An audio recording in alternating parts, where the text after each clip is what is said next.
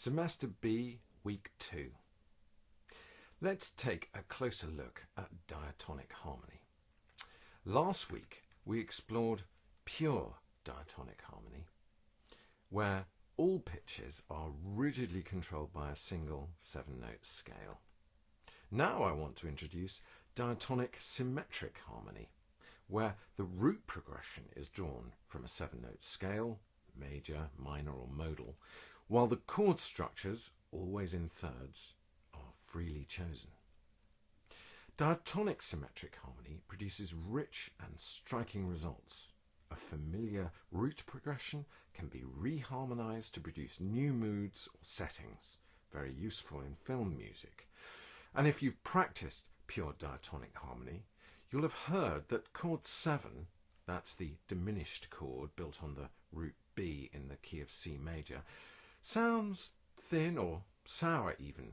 Now this isn't a defect in classical music, it's a highly expressive harmony, but it can't be avoided if you're to be true to pure diatonic principles. Diatonic symmetric harmony means that the composer can avoid this sonority if they choose to. There are only 4 kinds of triad in the diatonic domain, and these are major, minor, augmented and diminished. And there are only 7 kinds of 4-note chords, that is 1, 3, 5 and 7 from the scale of thirds. You can find these on page 446. They're as follows: major, minor, large, otherwise known as the dominant 7th, small, diminished, augmented,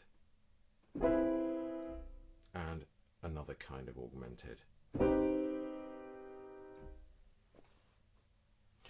The choice of structure can be free or pre-planned using coefficients of recurrence. All the voice leading at this stage is by the rule of thumb method, that is, voices move as little as possible between the chords and we try and avoid parallelism. From now on, it will be assumed that you can create chord structures from any combination of pitches of the harmonic form of the scale, that's the thirds.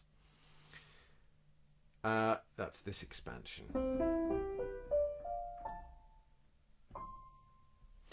You can find also Schillinger's table of all possible third structures from 7-note scales on page 654. So this means that 7th chords, 1, 3, 5, 7, or 9th chords or 13th chords are all possible, but bear in mind that the presence of the lower functions 1, 3 and 5 is usually desirable in order to give the chord stability.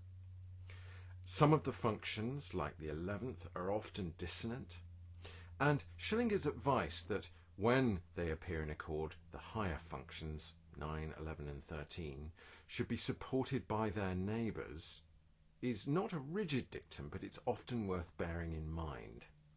You can see page 452.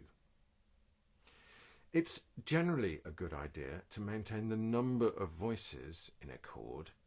A progression that changes from 3 voices to 5 voices to 4 voices is harder to handle, especially when you're applying other techniques at later stages. Pure diatonic progressions can be modalized by imposing a new key signature on an existing progression.